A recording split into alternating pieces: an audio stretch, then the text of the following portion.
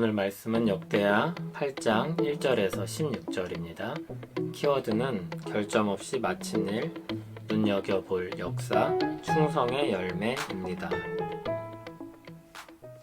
솔로몬이 여호와의 전과 자기의 궁궐을 20년 동안에 건축하기를 마치고 후람이 솔로몬에게 되돌려준 성읍들을 솔로몬이 건축하여 이스라엘 자손에게 거기에 거주하게 하니라. 솔로몬이 가서 하맛소바를 쳐서 점령하고 또 광야에서 다드모를 건축하고 하맛에서 모든 국고성들을 건축하고 또 윗 베토론과 아랫 베토론을 건축하되 성벽과 문과 문 빗장이 있게 하여 견고한 성읍으로 만들고 또 바알랏과 자기에게 있는 모든 국고성들과 모든 병거성들과 마병의 성들을 건축하고 솔로몬이 또 예루살렘과 레바논과 그가 다스리는 온 땅에 건축하고자 하던 것을 다 건축하니라. 이스라엘이 아닌 헷 족속과 아모리 족속과 브리스 족속과 히위 족속과 여부수 족속에 남아있는 모든 자 곧 이스라엘 자손이 다 멸하지 않았으므로 그 땅에 남아있는 그들의 자손들을 솔로몬이 역군으로 삼아 오늘에 이르렀으되 오직 이스라엘 자손은 솔로몬이 노예로 삼아 일을 시키지 아니하였으니 그들은 군사와 지휘관의 우두머리들과 그의 병거와 마병의 지휘관들이 됨이라. 솔로몬 왕의 공장을 감독하는 자들이 250명이라. 그들이 백성을 다스렸더라. 솔로몬이 바로의 딸을 데리고 다윗 성에서부터 그를 위하여 건축한 왕궁에 이르러 이르되 내 아내가 이스라엘 왕 다윗의 왕궁에 살지 못하리니 이는 여호와의 궤가 이른 곳은 다 거룩함이니라 하였더라. 솔로몬이 낭실 앞에 쌓은 여호와의 제단 위에 여호와께 번제를 드리되 모세의 명령을 따라 매일의 일과대로 안식일과 초하루와 정한절기 곧 1년의 새 절기 무교절과 칠칠절과 초막절에 드렸더라. 솔로몬이 또 그의 아버지 다윗의 규례를 따라 제사장들의 반열을 정하여 섬기게 하고 레위 사람들에게도 그 직분을 맡겨 매일의 일과대로 찬송하며 제사장들 앞에서 수종 들게 하며 또 문지기들에게 그 반열을 따라 강분을 지키게 하였으니 이는 하나님의 사람 다윗이 전에 이렇게 명령하였음이라. 제사장들과 레위 사람들이 굳고 일하든지 무슨 일에든지 왕이 명령한 바를 전혀 어기지 아니하였더라.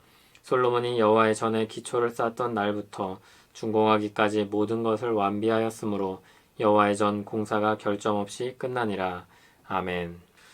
솔로몬이 성전과 궁궐 건축하는 일을 마쳤습니다. 그리고 이제 국가를 다지는 일들을 합니다. 후람이 되돌려준 성읍들을 건축합니다. 열왕기상 9장을 보면 솔로몬이 후람에게 성전 건축을 도와준 답례로 이 성읍들을 그에게 주었습니다. 그런데 후람에겐 그 성읍들이 마음에 들지 않았고 솔로몬에게 그것을 되돌려 주었습니다. 솔로몬은 되돌려받은 그 땅을 건축하여서 백성들이 살게 합니다. 굶어오지 같던 땅을 재건한 솔로몬의 긍정적인 면을 강조하였다고 볼 수 있습니다. 또 솔로몬은 여러 곳을 쳐서 점령하였습니다. 이스라엘을 견고하게 하는 방어 체계를 구축합니다. 그리고 상업적인 요충지를 확보해서 활발한 무역이 이루어지는 나라로 만들었습니다. 이 일을 위해 많은 이방인들이 동원되었는데 여호수아 때 진멸하지 못하고 남아있던 가나안 사람들입니다. 솔로몬은 이들을 성전 건축을 비롯한 여러 일들의 노예로 삼았습니다. 이들을 노예로 삼은 일이 성전 건축 이후로도 계속되었습니다. 열왕기상 9장 21절은 이렇게 말씀합니다. 솔로몬이 노예로 역군을 삼아 오늘까지 이르렀으되. 열왕기서엔 유다 백성들이 바벨론에 의해 패배하고 포로가 되어 가는 일까지 기록되어 있습니다.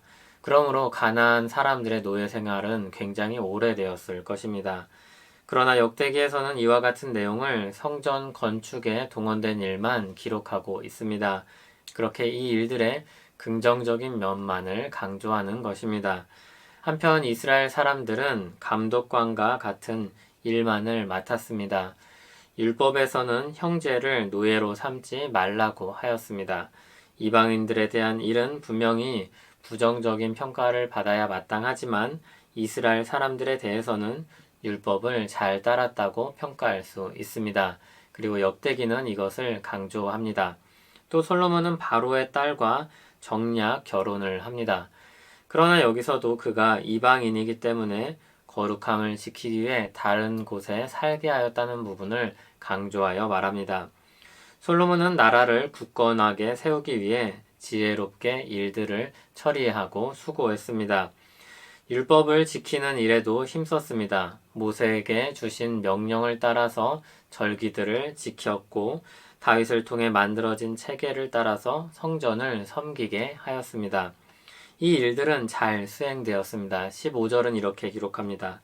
제사장들과 레위 사람들이 국고 일에든지 무슨 일에든지 왕이 명령한 바를 전혀 어기지 아니하였더라. 그리고 16절은 또 이렇게 기록합니다.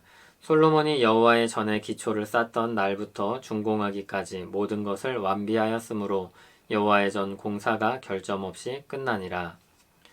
이렇게 솔로몬 성전 건축과 더불어 행한 여러 국가 사업들이 긍정적으로 평가됩니다. 우리가 여기서 어떤 부분들이 긍정적으로 평가되는지 눈여겨볼 필요가 있습니다. 역사는 선별적으로 기록될 수밖에 없습니다. 모든 시간, 모든 일들이 기록될 수 없기 때문입니다. 역사가는 어떤 의도나 관점을 가지고 이 일들을 선별하고 기록합니다. 그렇다면 하나님의 감동으로 역대기를 기록하게 하시고 또 우리에게 읽히게 하신 이 일들에서 우리는 무엇을 발견하고 교훈을 얻어야 할까요? 첫째로 계속해서 강조되는 부분인데 성전 중심으로 기록되고 있다는 사실입니다. 성전은 하나님이 임재하시는 곳이며 하나님을 예배하는 곳입니다. 이 일을 중심으로 볼 때 솔로몬은 아주 훌륭하게 이 일을 수행했습니다. 솔로몬은 철저하게 하나님을 중심에 두고 모든 일을 행했습니다. 둘째로 이 일들이 모세와 다윗의 역사를 잇는 왕으로서 솔로몬이 수행하고 있습니다. 솔로몬은 하나님께서 맺으신 언약을 따라서 순종한 왕입니다. 하나님께서 그 언약의 역사 속에서 허락하신 지혜와 부와 나라를 솔로몬에게 주십니다. 셋째로 이 일에 헌신한 솔로몬과 백성들의 수고가 있습니다. 솔로몬이 이 일의 중심인물로 수고합니다. 그리고 함께 일하는 사람들의 수고를 통해 이 큰 건축 사업을 비롯한 모든 일들이 완수되었습니다. 하나님 중심, 언약 중심, 헌신된 백성으로 결실을 맺은 열매입니다. 고린도전서 4장 2절은 맡은 자들에게 구할 것은 충성이라고 말합니다. 직분을 맡은 자들에게 요구되는 것은 충성입니다. 충성은 또한 성령의 열매에도 포함되는 덕목입니다. 고린도전서에서도 갈라디아에서도 충성으로 번역되는 이 말은 믿음 또는 신실함이라는 뜻입니다. 하나님을 신뢰하고 성실하게 따르는 마음입니다. 충성은 마음의 방향을 하나님께 두고 그분의 뜻을 따라 순종하는 수고를 다하는 것입니다. 솔로몬이 이와 같은 충성을 다한 것입니다. 충성은 하나님의 역사를 이루는 통로입니다. 하나님은 품으신 뜻을 그 백성들에게 말씀하시고 순종함을 통해 이 땅의 주의 일을 이루어 가십니다. 하나님께 모든 주권이 있습니다. 그런데 그 일을 우리에게 위임하십니다. 맡기십니다. 하나님의 일에 동역자로 우리를 세우십니다. 요한계시록을 보면 충성은 증인이라는 개념으로 이어집니다. 솔로몬에게 요구된 충성은 성전 건축 사업이었습니다. 우리에게 요구되는 충성은 예수 그리스도의 증인으로서의 삶입니다. 성부 하나님은 이 뜻을 우리에게 말씀을 통해 알리셨습니다. 성자 하나님은 충성된 증인이셨습니다. 성령 하나님은 충성이라는 열매를 우리에게 맺게 하십니다.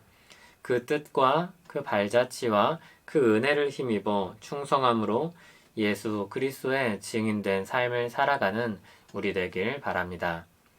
하나님 아버지, 우리에게 하나님의 뜻을 알리시고 그 일을 맡기신 영광을 찬송합니다. 성령님께서 주시는 은혜 안에서 충성의 열매를 맺게 하시고 충성함으로 주의 뜻을 이 땅 가운데 이루는 귀한 삶을 살게 하옵소서. 예수님 이름으로 기도합니다. 아멘.